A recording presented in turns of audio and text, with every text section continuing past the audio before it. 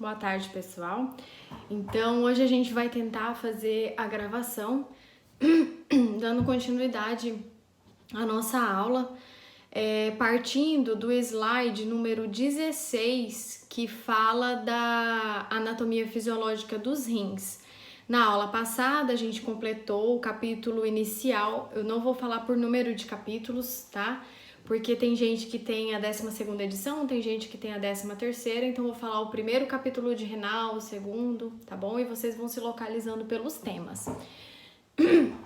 No primeiro capítulo, a gente falou sobre os compartimentos renais e vimos a proporção de líquidos, né, que cada compartimento desse deveria ter. E aí, conforme eu for falando, vocês vão acompanhando nos slides que já estão no Blue, tá?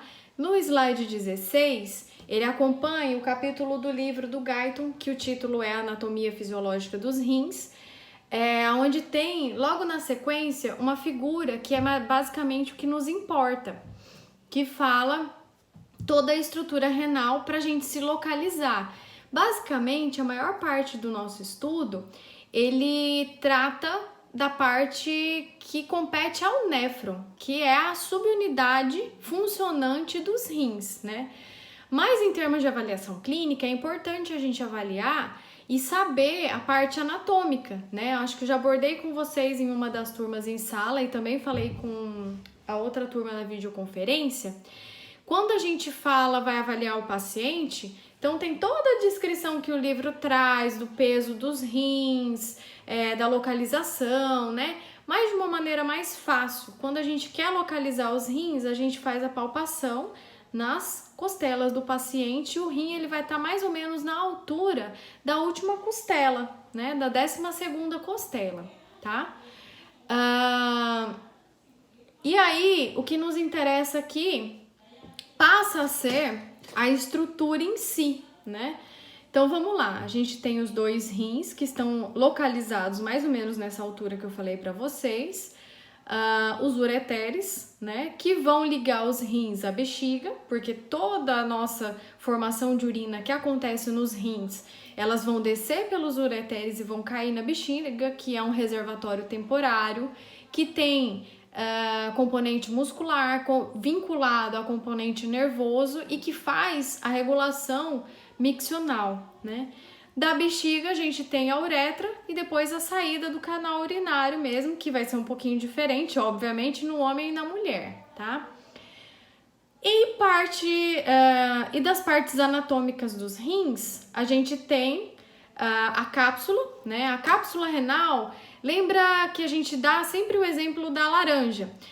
A casca da laranja, o bagaço da laranja e aquela parte mais hídrica ali da laranja, onde fica o sumo mesmo, o suco da laranja, né?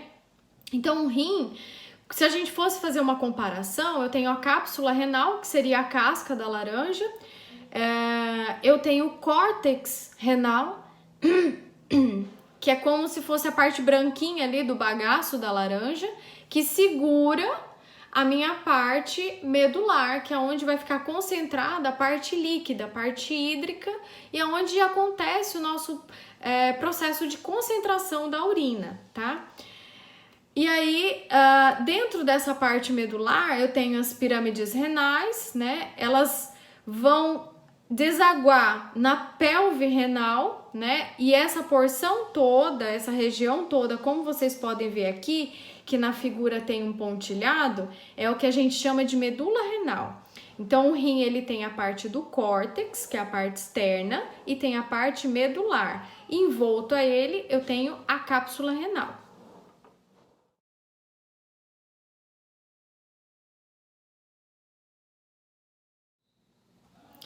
Dentro do rim, aí eu vou ter as subunidades, né, que são efetivamente funcionantes, que são os néfrons, né? Tem aqui slides mais adiante, a gente vai ver o néfron ampliado, né? E temos o cálice menor, o cálice maior. E todo o rim, ele tem um aporte vascular, né? Tanto via arterial, que é basicamente por onde as substâncias chegam para serem filtradas e processadas, filtradas ou secretadas, né, e processadas pelo rim com a finalidade da formação da urina, com a finalidade da reabsorção de substâncias. E a gente tem também a parte venosa, né, que basicamente voltam às substâncias que precisam retornar, que elas não são para sair no xixi. Essas substâncias, elas vão retornar para a nossa corrente sanguínea e vão voltar a circular aí para os locais onde elas precisam, tá? No slide 17, né, é importante a gente lembrar que a gente tem um débito, 22% do débito cardíaco, ou em torno de 1 litro, né, por minuto, é o volume sanguíneo que passa pelos rins. Então, a cada minuto eu tenho 1,1 litros, né, de sangue passando e sendo filtrados. Então, as substâncias, se a gente for parar para pensar, ela tem muitas oportunidades, né, do organismo. Por exemplo, quando ele quer se livrar de alguma toxina, algum metabólito, algum resto de fármaco, algo desse tipo, ela tem muitas chances, porque essa circulação, em condições fisiológicas, ela não para. Então, dessa maneira, vai havendo esse processamento. Isso tá no segundo parágrafo, tá? Aqui do Guyton, né? Também um parágrafo que faz uma descrição anatômica, tá? De importância para a gente conseguir entender por onde que as substâncias chegam, por onde que as substâncias saem, tá? E eu vou fazer um esqueminha ali no quadro também, para que vocês consigam compreender como que essas substâncias chegam, tá? Vou tentar desenhar. Aí a gente chega no terceiro parágrafo, que pra gente, nesse momento, talvez seja o mais importante, porque também é o mais complexo. Então vai dar um pouquinho mais de trabalho pra gente entender.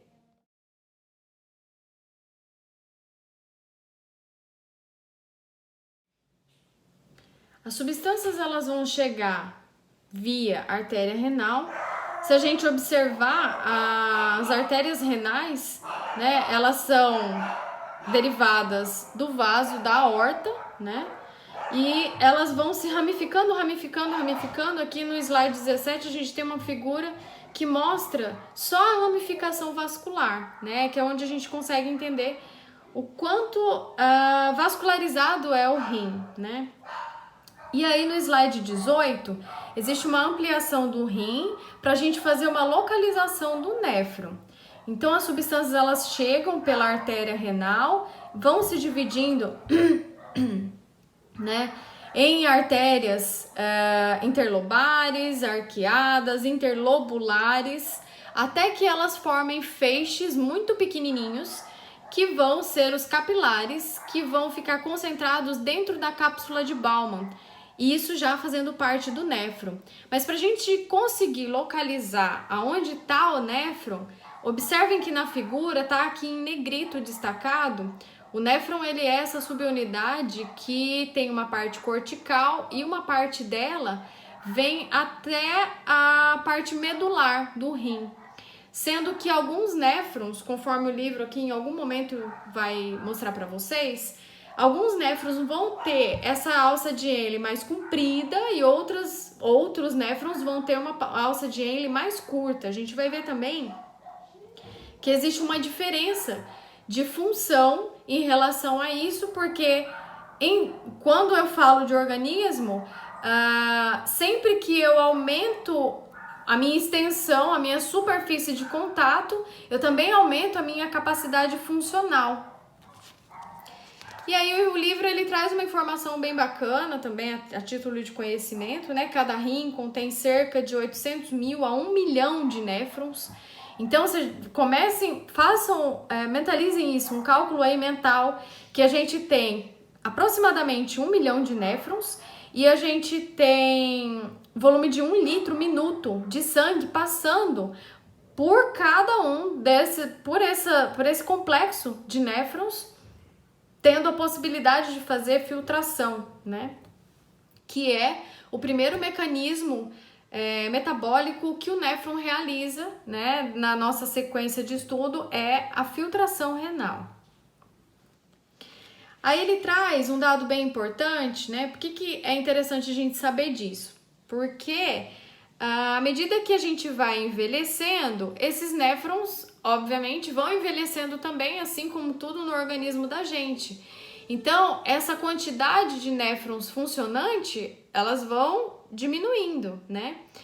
Quando a pessoa ela tem em condições patológicas, em situações de comorbidade, né? Doença renal crônica, ou causada ou por secundária a hipertensão arterial sistêmica, ou pelo diabetes, ou por outras N patologias que podem afetar os rins, essas unidades funcionantes, elas vão diminuindo. Mas o volume sanguíneo ele pode ou não ser o mesmo, só que a diferença é que daí o meu número de néfrons que são capazes de fazer filtração, que são os funcionários dos rins trabalhando, vão ser bem menores, né? Então ele diz assim, ó, assim, com 80 anos, muitas pessoas têm 40% menos de néfrons funcionais em comparação com a idade de 40 anos, tá? Que seria ali uma idade média.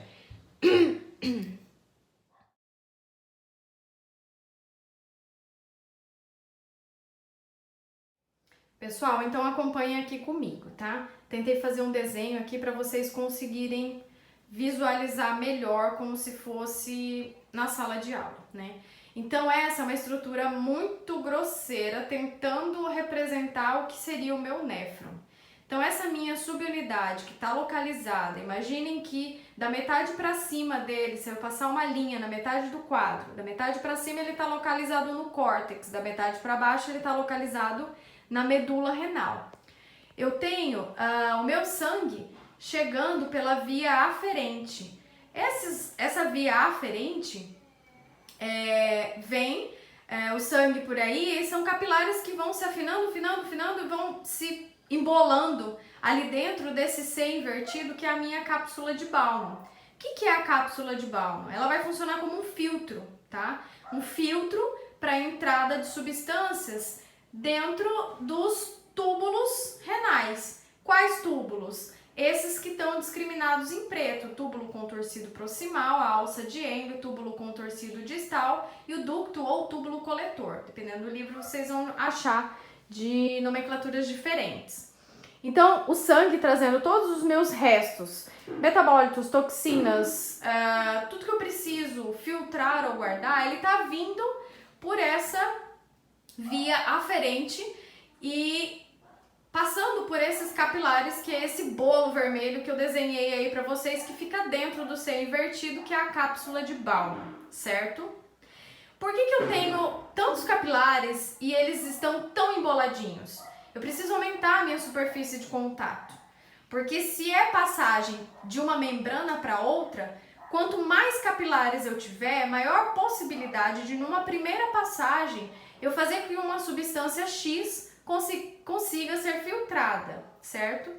Essa substância, se ela for filtrada pela cápsula de Bowman, lembrem, esse C invertido que eu desenhei em preto para vocês, ela vai passar para dentro dos túbulos, que são essas linhas pretas desenhadas. Se nessa primeira passagem, lembra que eu tenho 1 litro de sangue passando por minuto e que esse processo ele não para. Se nessa primeira passagem a substância não conseguiu entrar pela cápsula de Bowman, ela vai seguir pela via eferente e continuar a circulação sanguínea e voltar para a circulação maior. Só que antes disso, o que não está desenhado, eu não coloquei para a gente não sujar tanto a figura e vocês conseguirem entender. Antes de chegar numa grande circulação, essa via eferente, ela vai se embolar em torno desse néfron também. Assim como a parte venosa, que chega a partir de um vaso maior, essa que está desenhada em linhas azuis, e ela vai circundar, especialmente essa parte da alça de Henle, da parte tubular do néfron. Tudo bem? Por que isso? É interessante a gente lembrar que toda vez que a gente visualiza, né, ou mentaliza uma figura do néfron, lembrar que dessa forma assim esticada ele está didático, mas a gente tem em torno de 1 milhão de néfrons dentro dos rins e eles não ficam assim esticados, eles ficam todos emboladinhos. E é importante a gente entender isso, por quê? Porque existe a passagem da substância do sangue para o túbulo, depois a gente vai estudar do túbulo de volta para o sangue, de uma alça para outra para fazer a concentração da urina. Então, pensar que tudo isso está desenhado em linhas, mas eu estou trabalhando com membranas. E membrana faz transporte de líquido e substância, de outras substâncias, de um lado ao outro. Então, lembrem-se, quando eu falo de filtro, de secreção, de reabsorção, eu estou falando de substâncias que estão atravessando membranas, seja por transporte ativo, seja por transporte passivo, seja ou não com gasto de energia, dependendo de cada um desses transportes, mas eu estou falando de transporte entre membranas.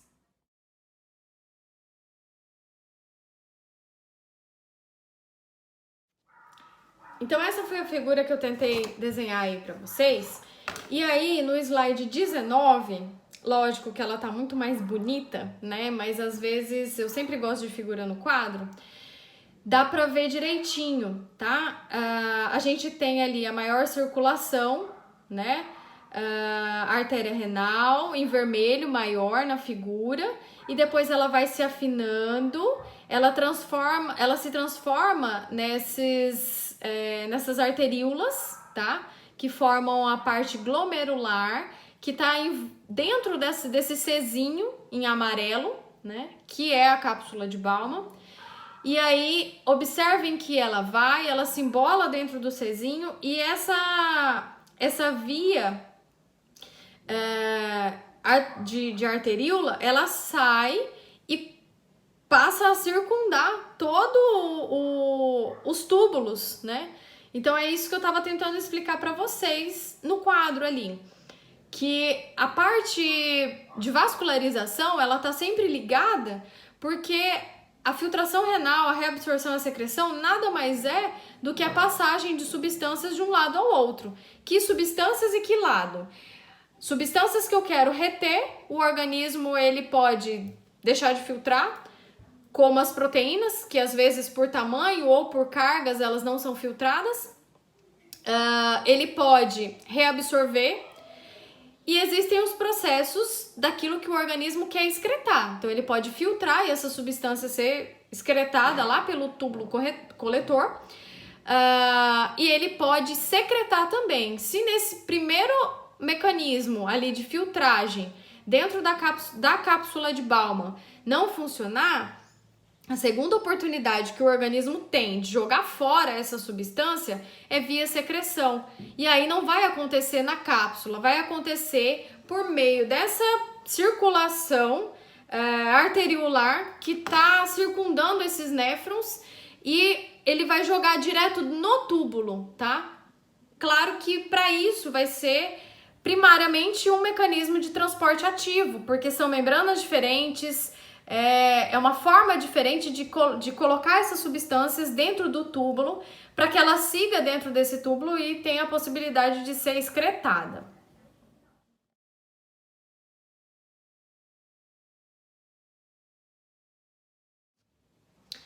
Então o slide 20, ele fala da quantidade de néfrons que a gente já viu aqui e mostra o néfron desenhado por um outro ângulo, tá?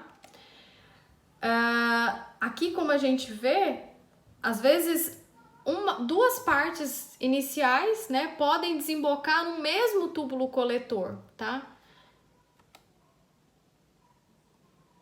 A gente tem também no slide 21 que fala sobre as diferenças regionais na estrutura do néfron, os néfrons corticais e os justamedulares. Lembra que eu falei para vocês que se eu passasse uma linha ali no meio do quadro, a parte é como se eu tivesse desenhado a parte cortical, observa que tá ali atrás de mim. A parte de cima seria cortical e a parte de baixo seria a medular, certo? Existem néfrons que eles têm a alça de Henle mais curtinha, né? Que são os néfrons corticais, eles saem bem pouquinho ali da parte cortical, e outros têm a alça de Henle mais comprida, que vão até mais na parte do centro justamedular, tá? E aí eles recebem esse nome, né, de néfrons justamedulares. Eles têm uma ligação direta com os capilares, né, com a parte venosa que a gente chama de capilares peritubulares. E todo esse complexo se dá o nome de vasa recta.